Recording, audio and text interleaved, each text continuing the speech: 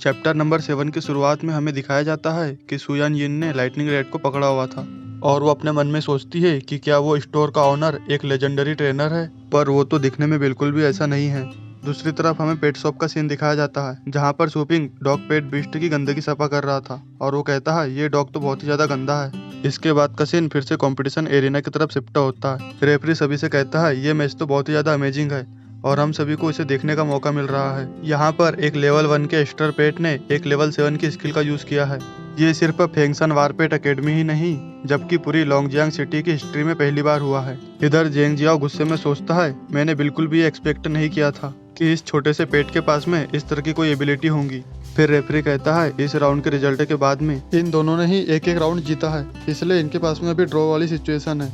क्या जेंग Xiao सुयान Ying के thunder mouse को हरा पाएगा या फिर सुयान यिंग अगले राउंड को जीतकर इस मैच में विनर बन जाएंगी। जेंग जियाओ अपने डीमन ड्रैगन डॉग को वापस लेते हुए कहता है कि सुयान यिंग तुम इतनी भी बेकार नहीं हो। इसके बाद में जेंग जियाओ चिल्लाते हुए अपने नए पेट बिस्ट रॉक राइनो को समन करता है क्योंकि रॉक टाइप पेट बिस्ट पे इलेक्ट्रिक टाइप अटैक का असर कम होता है। ये देखकर सुयान यिंग कहती है ये तो एक अर्थ एलिमेंट वाला एस्ट्रल पेट है, क्या ये इसका ट्रम्प कार्ड है और इसने इसको अभी तक छुपा के रखा था। तभी रेफरी सभी को बताता है कि ये एक लेवल 4 का अर्थ एलिमेंट वाला रॉक राइनो पेट बिस्ट है। अब इन दोनों के पेट बिस्ट में पूरे 3 लेवल का डिफरेंस है और थंडर माउस के लिए ये एक बहुत बड़ा डिसएडवांटेज है। पर हम देखते हैं कि इस पेट बिस्ट को देखने के बाद में भी थंडर माउस को कोई फर्क नहीं पड़ा था। रेफरी कहता है कि थंडर माउस को इसके अपोनेंट से कोई भी फर्क नहीं पड़ा है और ये अभी भी फाइट करना चाहता है, तो चलो जल्दी से इस बैटल को स्टार्ट करते हैं। ये देखकर एक आदमी कहता है ऐसा लगता है कि जेंग जियाओ ने अपने ट्रम्प कार्ड को यूज करने का फैसला ले लिया है और इसमें मुझे थोड़ी सी लापरवाही दिख रही है। वैसे भी इस राउंड में ऐसा स्पेशल कुछ भी नहीं है। पर तभी उसके बगल में बैठी दूसरी लेडी कहती है कि इन दोनों बीस्ट को देखकर उनकी एबिलिटी का अनुमान मत लगाओ। भले ही वो माउस लेवल 1 का है फिर भी उसे पिछले फाइट में कुछ भी नहीं हुआ है और अभी वो परफेक्ट कंडीशन में है और मुझे लगता है कि उसने अभी तक अपनी पूरी ताकत को नहीं दिखाया है। इसके बाद में रेफरी जैसे ही मैच स्टार्ट करने का कहता है वैसे ही जेंग जियाओ अपने रॉक राइनो को लेवल 2 का स्ट्रेंथ बूस्ट, लेवल 2 का एजिलिटी बूस्ट और लेवल 3 के डिफेंस बूस्ट की पावर दे देता है। ये देखकर रेफरी सभी को बताता है कि ये सभी एस्ट्रल वार पेट ट्रेनर स्किल्स है। जेंग जियाओ ने अपने पेट को बहुत सारी पावर्स का बूस्ट दे दिया है, इसलिए अब उसका करंट लेवल 5 का हो गया है।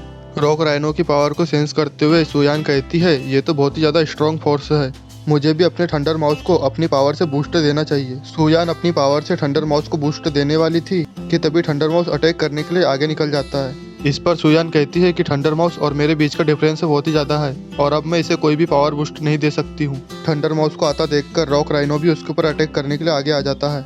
इसके बाद रेफरी सभी से कहता है ये देखकर लगता है कि सुयान ने कोई मिस्टेक कर दी है। थंडर माउस बिना किसी पावर बूस्ट के रॉक राइनो जो कि अब लेवल 5 का हो चुका है उससे फाइट करने के लिए आगे चला गया है। दूसरी तरफ जेंग जियाओ भी कहता है कि अब ये स्टूपिड माउस मेरे रॉक राइनो के पैर के नीचे दबकर मारा जाएगा।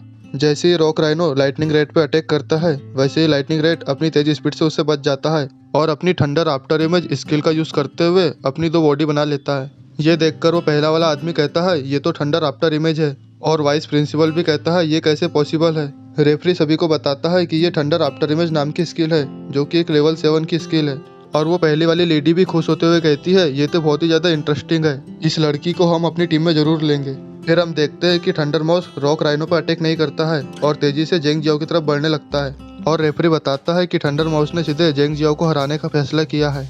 फिर हमें पास्टे का सीन दिखाया जाता है जहाँ पर लाइटनिंग रेड सुपिंग के साथ में प्रैक्टिस कर रहा था और सुपिंग ने ही उसे इस तरह की प्लानिंग करना सिखाया है। इसके बाद में लाइटनिंग रेड अपनी थंडर पावर को चार्ज करता है और जेंग जियाओ पर अटैक कर देता है। इससे जेंग जियाओ डरते हुए अपनी लेवल 3 की एस्ट्रल शील्ड को सामने ला लेता है, पर जैसे ही लाइटनिंग रेड का थंडर ब्रेक अटैक उस शील्ड से टकराता है वो शील्ड टूट जाती है। तभी कमेंटेटर सभी से कहता है ये माउस तो बहुत ही ज्यादा अमेजिंग है, ये लगातार अपनी थंडर ब्रेक और थंडर आफ्टर इमेज को यूज कर सकता है और ये अटैक जेंग जियाओ को लगने वाला था कि तभी जज अपना एओलोन गॉड वर्ल्ड भेजकर उसे बचा लेता है और लाइटनिंग रेड के आखिरी अटैक के बाद में जेंग जियाओ बेहोश हो गया है और सुयान यिंग ने इस राउंड के साथ में ये मैच भी जीत लिया है। इसके बाद में ऑडियंस में बैठे लोग भी सुयान यिंग को कांग्रेचुलेशन कहते हैं और उसे सुयान यिंग द माउस किंग के नाम से चेयर अप करते हैं। इधर सुयान यिंग बहुत ही ज्यादा हैरान थी और वो कहती है कहीं मैं सपना तो नहीं देख रही हूँ, मेरे थंडर माउस के पास में थंडर ब्रेक और थंडर आफ्टर इमेज जैसी पावरफुल स्किल्स भी है और ये सभी मुझे माउस किंग भी कह रहे हैं। फिर वो सीरियस होते हुए सोचती है कि वो पेट स्टोर का ओनर बहुत ही ज्यादा स्ट्रॉन्ग है, जरूर उसी ने ही मेरे थंडर माउस के साथ में ये सब किया है और उसे इतनी पावरफुल स्किल्स सिखाई है। दूसरी तरफ हमें सुपिंग दिखाया जाता है जो कि अपने घर में आराम कर रहा था। वो सोचता है कि मुझे 7 दिनों में कैसे भी 10,000 रुपये कमाने ही होंगे। फिर हमें पास्टे का सीन दिखाया जाता है जहाँ पर सुपिंग स्टोर की इन्फॉर्मेशन चेक कर रहा था, जहाँ पर उसे पता चलता है कि अभी स्टोर में 3 तरह की सर्विस अवेलेबल है। पहला ट्रेनिंग, दूसरा रेंटिंग और तीसरा फूड परचेसिंग। अभी वो अपने लिए कोई भी कल्टीवेशन नेस्ट नहीं खरीद सकता है, पर अभी स्टोर की तरफ से उसे 2 फ्री कल्टीवेशन नेस्ट मिले हुए हैं, पर उन्हें यूज करने पर सुपिंग को 1 घंटे में 10 युआन खर्च करना पड़ेगा। सुपिंग ये देखकर सोचता है कि ये रेंटिंग और फूड परचेसिंग क्या है, तो सिस्टम उसे बताता है कि रेंटिंग सर्विस किसी भी पेट के लेवल, उसकी बैटल पावर और बाकी सभी स्टेट्स पर डिपेंड करती है। और क्योंकि अभी आपके पास में रेंटिंग सर्विस के लिए कोई भी पेट अवेलेबल नहीं है, इसलिए ये प्रिडिक्ट करना बहुत ही ज्यादा मुश्किल है। और फूड परचेस सर्विस में आप जिस भी लोकेशन पर ट्रेनिंग के लिए जाते हो, आपको खुद ही किसी भी फूड को कलेक्ट करना पड़ेगा और उसके बाद में ही उस फूड की प्राइस डिसाइड होंगी। ये देखकर सुपिंग कहता है कि पहली वाली सर्विस से मुझे किसी भी तरह का प्रॉफिट नहीं होगा और दूसरी वाली सर्विस के लिए मेरे पास में पूरी क्वालिफिकेशन नहीं है, इसीलिए मुझे सिर्फ ट्रेनिंग सर्विस को ही इस्तेमाल करना पड़ेगा। इसके बाद में सुपिंग सिस्टम से कहता है कि एस्ट्रल पेट के लिए जो भी फूड मटेरियल है, क्या वो सिर्फ थंडर क्लाउड रियल में जैसी खतरनाक जगहों पर ही पाया जाता है या फिर ट्रेनिंग लोकेशन की किसी भी जगह पर मिल सकता है। तो सिस्टम उसे बताता है कि ऐसे फूड किसी भी ट्रेनिंग लोकेशन पर मिल सकते हैं। थंडर क्लाउड रियल में हायर लेवल की ट्रेनिंग लोकेशन में से एक है और जितने हाई लेवल की ट्रेनिंग लोकेशन रहेंगी वहाँ पर उतने ही हायर लेवल के फूड मटेरियल मिल सकते हैं। ये देखकर सुपिंग कहता है कि जब मैं थंडर मॉस की ट्रेनिंग करा रहा था तब मुझे इस फैसिलिटी के बारे में पता रहता तो मैं और भी ज्यादा फोकस करके उसे ट्रेनिंग देता और बहुत सारे फूड मटेरियल को इकट्ठा कर लेता, पर मैंने पूरे 3 दिनों तक अपने इस गोल्डन चांसों को मिस कर दिया। इसके बाद में वो सीरियस होते हुए कहता है कि मुझे सिर्फ 3 दिनों में ही अब एक एस्ट्रल वार पेट ट्रेनर बनना है। चैप्टर के लास्ट में हमें रॉक राइनो की इन्फॉर्मेशन और एबिलिटी के बारे में बताया जाता है। चैप्टर नंबर 8 की शुरुआत में हमें पेट शॉप दिखाई जाती है जिसका नाम सुपिंग ने अब नॉटी पेट शॉप रख लिया है।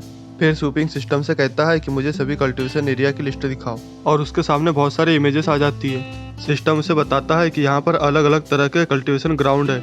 एस टायर के कल्टीवेशन ग्राउंड में जाने के लिए आपको 1000 एनर्जी की जरूरत पड़ेगी। एस टायर के कल्टीवेशन ग्राउंड में primitive divine realm, thunder cloud realm और चाओस रियल्म जैसे ग्राउंड आते हैं। ए टायर के कल्टीवेशन ग्राउंड में जाने के लिए आपको 100 एनर्जी पॉइंट की जरूरत पड़ेगी। इसमें असुरा रियल्म, सेंट्रल प्लेन और लिंगजी पुल जैसे एरियाज आते हैं। बी टायर के कल्टीवेशन ग्राउंड में जाने के लिए आपको 10 एनर्जी पॉइंट की जरूरत पड़ेगी। इसमें लावा केव, वेस्टलैंड और सिल्वर मून, स्नो माउंटेन जैसे एरियाज आते हैं। सी टाइप के कल्टीवेशन ग्राउंड में जाने के लिए आपको 1 एनर्जी पॉइंट की जरूरत पड़ेगी। फिर सिस्टम बताता है कि सुपिंग के पास में 1 ही एनर्जी पॉइंट है। ये देखकर सुपिंग कहता है कि मैं तो सबसे लोवेस्ट कल्टीवेशन एरिया में ही जा सकता हूँ, पर फिर भी मैं इसे ट्राई करूंगा और वो सिस्टम से सी ग्रेड के एक कल्टीवेशन एरिया में एंटर करने को कहता है। फिर सिस्टम कहता है कि आपके लिए एक बेस्ट सी ग्रेड का कल्टीवेशन एरिया ढूंढ लिया गया है जो कि extra terrestrial realm area number 1002 है। फिर सुपिंग एंटर होते हुए कहता है कि मुझे किसी भी तरह की अपॉर्चुनिटी को मिस नहीं करना है, मैं किसी भी तरह से अपने पेट्स को इवॉल्व करूंगा। और नेक्स्ट सीन में वो area number 1002 extra terrestrial realm में एंटर कर जाता है। फिर सिस्टम उसे बताता है कि आपको सिस्टम की तरफ से 1 मीटर लंबा स्पेस स्टोरेज क्यूब मिला है। इसमें आप आपको मिले हुए सामान को इकट्ठा कर सकते हो और इसी के साथ में आपको एक बार यूज होने वाले 3 एंशिएंट प्लांट एप्रेशियल एबिलिटी वाले स्क्रॉल मिले हैं। आप इनके बारे में सोचकर इसे क्यूब से बाहर निकाल सकते हैं। आपको इस ग्राउंड को एक्सप्लोर करने के लिए 24 घंटे का टाइम मिला है और आपको 30 फ्री रिवाइवल मिले हैं। इसके बाद में सुपिंग अपने स्टोरेज क्यूब से एक एंशिएंट स्क्रॉल को बाहर निकालता है और उसे यूज करता है। स्क्रॉल के इफेक्ट से उसके माइंड में प्लांट से रिलेटेड बहुत सारी इन्फॉर्मेशन आ जाती है और जब वो दूसरे प्लांट को देखता है तो उसकी इन्फॉर्मेशन उसे अपने आप ही पता चल जाती है कि इनके यूज से पेट बिस्ट को कौन सा फायदा होगा और उनको कौन सी पावर मिलेंगी। फिर सुपिंग उन फूड प्लांटों को देखते हुए कहता है ये सभी ऑर्डिनरी प्लांट है और इन्हें मैं बिना रिस्क के हासिल कर सकता हूँ। तभी उसे एक अर्थ एलिमेंट वाला स्टोन स्नेक बिस्ट दिखता है जो कि एक रेड प्लांट को खाने वाला था। इसके बाद में उस प्लांट के बारे में बताया जाता है कि ये एक रेड क्रैक फ्रूट है। ये बहुत ही ज्यादा रेयर होता है और ये फायर टाइप एस्ट्रल पेट्स को बहुत ही ज्यादा पसंद है और इसके इफेक्ट से किसी भी फायर पेट के अटैक करने की पावर बढ़ जाती है। इसके बाद में सुपिंग उस प्लांट की तरफ भागते हुए कहता है मुझे पता था कि इतने अच्छे फूड सिर्फ खतरनाक जगहों पर ही मिल सकते हैं और मेरे पास में सामान को स्टोर करने की लिमिटेड कैपेसिटी है, इसीलिए मैं सबसे ज्यादा एक्सपेंसिव फूड्स को ही कलेक्ट करूंगा। और वो उस बिस्ट के सामने से उस प्लांट को छुड़ा लेता है और अपने स्टोरेज में रख लेता है और तभी वो बिस्ट भी सुपिंग पर अटैक करके उसे मार देता है। फिर सिस्टम सुपिंग को बताता है कि आपके पास में 29 फ्री रिवाइवल बचे हैं। इसके बाद में सुपिंग बहुत सारी खतरनाक जगहों पर जाता है और वहाँ से बहुत सारे रेयर आइटम्स को कलेक्ट करता है और जब सुपिंग के फ्री रिवाइवल खत्म हो जाते हैं तो सिस्टम उसे इस कल्टीवेशन ग्राउंड से बाहर निकाल देता है। फिर सुपिंग अपनी शॉप में बैठे हुए कहता है एक दिन में 30 बार रिवाइव होना ये तो बहुत ही ज्यादा टायर्ड है, पर ये इतना भी ज़्यादा बेकार नहीं था, मुझे इन सभी चीज़ों को हासिल करने का मौका मिला। फिर हम देखते हैं कि सुपिंग ने अपने 1 मीटर स्टोर क्यूब में सभी तरह की हर्बों को इकट्ठा कर लिया है और वो कहता है कि अब मुझे सिर्फ इन्हें बेचने की ज़रूरत है। इसके बाद में हमें एक घर का सीन दिखाया जाता है जहाँ पर एक बीमार पक्षी था और उसकी हालत बहुत ही खराब थी। उसे देखकर एक बूढ़ा आदमी कहता है कि तुमने पिछले 1 हफ्ते से कुछ भी नहीं खाया है, मैं तुम्हारे लिए क्या करूँ जिससे कि तुम्हारी तबीयत ठीक हो जाए। तभी उस बूढ़े आदमी के पीछे खड़ा हुआ एक लड़का कहता है कि ग्रैंडपा, मैंने अपटाउन एरिया के वर्ल्ड एस्ट्रल पेट स्टोर से सबसे महंगे पेट फूड को खरीद कर लाया है। मुझे पूरा यकीन है कि फेयरी इनमें से किसी एक को भी खा लेती है तो वो पूरी तरह से ठीक हो जाएंगी और पहले की तरह अच्छे से खाना खाने लग जाएंगी। इस लड़के का नाम फेन यूजिंग है और ये ब्लैक वुल्फ वॉरियर टीम का एक मेंबर है। फेरी बर्ड उन पेट फूड की स्मेल को सेंट करते ही सीधे उनके पास में चला जाता है। ये देखकर वो बूढ़ा आदमी कहता है, जल्दी से इसे कुछ पेट फूड दो। अपने ग्रैंडपा की बात सुनकर वहीं पर खड़ी दूसरी लड़की उस फेरी बर्ड को एक पेट फूड देती है, पर उस फेरी बर्ड को ये पेट फूड पसंद नहीं आता है और वो उसे थूक देती है। और हम देखते हैं कि जब उस बर्ड को खांसी आती है तो उसके मुंह से काला खून भी निकलता है। ये देखकर वो लड़की अपने भाई से कहती है कि ब्रदर, मुझे लगता है कि फेरी इस नेदरवर्ल्ड मिलीपेट को खाने में इंटरेस्टेड नहीं है। और वो लड़का भी कहता है कि जल्दी से किसी टॉप टायर के एस्ट्रल पेट हॉस्पिटल को कांटेक्ट करो। फेरी को देखकर लगता है कि वो किसी पैरासाइट से इन्फेक्टेड हो गई है, अगर हमने जल्दी नहीं की तो उसकी मौत हो जाएगी। वो बूढ़ा आदमी ये सुनकर घबराते हुए फेरी बर्डों को पकड़ लेता है और कहता है कि जल्दी से किसी स्पेशलिस्ट के पास चलो। तभी उसकी पत्नी रूम के अंदर आती है और उसके हाथ में कुछ पिल्स थी। वो कहती है कि घबराने की जरूरत नहीं है, इन पिल्स से फेरी बच जाएंगी। तभी वो पहले वाली लड़की अपनी ग्रैंडमा का हाथ पकड़ते हुए कहती है कि फेरी की हालत बहुत ही ज़्यादा सीरियस है, हमें जल्दी से किसी हॉस्पिटल में जाना होगा। पर जैसे ही फेरी को इस पिल के सेंट आती है, वो उड़ते हुए आकर इस पिल को अपने मुंह में पकड़ लेती है और खुश होते हुए खा लेती है। इस पर वो बूढ़ा आदमी खुश होते हुए कहता है कि फेरी ने तो इस फूड को खा लिया। और वो बूढ़ी औरत भी कहती है कि जैसा उस शॉपकीपर ने कहा था वैसा ही हो रहा है। उसने कहा था कि vermilion rooster pure fire type के एस्ट्रल पेट होते हैं, अगर वो किसी तरह के इम्प्योर फूड्स को कंज्यूम करते हैं तो उनकी हालत ख़राब हो जाती है और वो बीमार हो जाते हैं, और अगर उन्हें इलाज ना मिले तो उनकी मौत भी हो सकती है। उसने मुझसे कहा था अपने वर्मिलियन रूटर पेट को डेली ये पिल से खिलाना, इससे उसकी हालत ठीक हो जाएंगी, और अगर किसी तरह की प्रॉब्लम होती है तो मुझसे आकर मिलना। इसके बाद में वो पहली वाली लड़की अपने भाई से पूछती है कि क्या हम इतने दिनों से फेरी को गलत फूड से खिला रहे थे। तो फेन यूजिंग उससे कहता है कि इन सभी बातों पर ध्यान मत दो, मैंने किसी भी शॉपकीपर से ये नहीं सुना है कि हर एक फूड में अलग अलग एलिमेंट होता है। ग्रैंडमा, आपने इन पिल्स को कितने रुपए में खरीदा है? तो वो बूढ़ी औरत बताती है कि हर एक फ्रूट पिल की कीमत 130 युआन है। ये सुनकर फेन यूजिंग हैरान होते हुए कहता है कि एक पिल की कीमत 130 युआन है, इसका मतलब है कि इन सभी 12 पिल्स की कीमत 1500 युआन है। ये पेट शॉप किसी भी अपटाउन एरिया में नहीं है, फिर ये इतना महंगी चीज़ों को कैसे बेच सकता है? फिर फेन यूजिंग की बहन कहती है कि मैंने ऐसे शॉपकीपर से के बारे में सुना है जो पेट फूड में केमिकल मिलाते हैं और इससे पेट बिस्ट को उनके इस फूड की आदत लग जाती है, और अगर पेट बिस्ट को वो फूड नहीं मिलते हैं तो वो पागल हो जाते हैं और आखिर में वो पेट बिस्ट बिना कारण ही मारे जाते हैं। ये सुनकर वो बूढ़ा आदमी डरते हुए फेरी वर्ल्ड को देखने लगता है। इसके बाद में फेन यूजिंग अपनी ग्रैंडमा से पूछता है कि वो शॉप कहाँ पर है और उसका नाम क्या है जहाँ से आपने इन फ्रूट्स को लाया है, मैं वहाँ पर जाना चाहता हूँ। तो उसकी ग्रैंडमा परेशान होते हुए कहती है कि उस पेट शॉप का नाम नॉटी पेट शॉप है। चैप्टर नंबर 9 की शुरुआत में हमें बताया जाता है कि फेन यूजिंग अपनी बहन के साथ में सुपिंग की पेट शॉप पर पहुंच गया है। वो चिल्लाते हुए अंदर जाता है कि शॉप ओनर, मुझे तुमसे बात करना है। वो सुपिंग से कहता है कि तुमने अपने पेट फूड में क्या मिलाकर बेचा है। इस पर सुपिंग सोचता है कि मैंने तो सिर्फ एक ही पेट फूड को बेचा है, लगता है कि ये सभी उसी पेट फूड के बारे में बात करने आए हैं। क्या उस पेट फूड के मटेरियल में कुछ प्रॉब्लम हो गई है? वो फेन यूजिंग से कहता है कि हमारे स्टोर के प्रोडक्ट बहुत ही अच्छे और नेचुरल है, हम उसमें और कुछ नहीं मिलाते हैं। क्या उस फूड को खाने के बाद में वर्मिलियन बर्डों को किसी तरह का नेगेटिव रिएक्शन हुआ है? इस पर फेन यूजिंग चिल्लाते हुए कहता है कि अगर तुम अपने फूड में कुछ भी नहीं मिलाते हो तो फिर वर्मिलियन बर्ड जिसने बहुत दिनों से कुछ भी नहीं खाया था वो लगातार तुम्हारे पेट फूड पिल्स को क्यों खा रहा है? सीधे सीधे हमें सब कुछ सच बता दो। ये सुनकर वहाँ पर खड़े बाकी लोग भी कहते हैं, मुझे पता है कि इस स्टोर के साथ में कुछ तो प्रॉब्लम है। कुछ समय पहले ये स्टोर बहुत ही बेकार था और अब ये यहाँ पर हाई प्राइस में पेट फूड को बेच रहे हैं। सबसे ज़रूरी बात तो ये है कि ये जिन प्रोडक्टों को बेच रहे हैं हमने उन प्रोडक्ट के बारे में पहले कभी नहीं सुना है। हमें भी लगता है कि ये किसी तरह का स्कैम कर रहा है। इसके बाद में फेन यूजिंग की बहन कहती है कि हमें इससे बात करने में अपना टाइम वेस्ट नहीं करना चाहिए, और वो सुपिंग से कहती है कि हमें तुम्हारे स्टोर को एक बार चेक करना है कि कहीं तुम किसी तरह का स्कैम तो नहीं कर रहे हो। इस पर सुपिंग गुस्सा होते हुए कहता है कि तुम्हारी हिम्मत कैसे हुई कि तुम मेरे स्टोर के बारे में ऐसी बात करो, और वो खड़ा होते हुए कहता है कि बिना किसी एविडेंस के ऐसी नॉनसेंस बातें मत करना। सुपिंग के खतरनाक ऑरा को फील करते हुए वो लड़की डरते हुए पीछे गिर जाती है।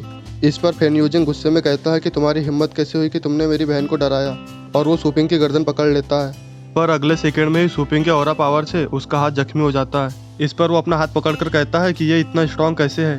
तभी अचानक से सिस्टम सूपिंग को एक टास्क बताता है कि लोग स्टोर के बारे में बात कर रहे हैं कि यहाँ पर स्कैम होते हैं, इससे स्टोर की रेपुटेशन खराब हो सकती है। आपको जल्दी से ये साबित करना है कि हम जो पेट फूड बेचते हैं उसमें किसी भी तरह की प्रॉब्लम नहीं है और हम उसमें कुछ भी नहीं मिलाते हैं। फेन यूजिंग की हालत देखकर बाकी सभी लोग कहते हैं ये शॉप ओनर तो बात करने के बजाय फाइट कर रहा है, जरूर इसके पेट फूड में किसी तरह की प्रॉब्लम है, हमें यहाँ से जाना चाहिए और हम अगली बार यहाँ कभी भी नहीं आएंगे।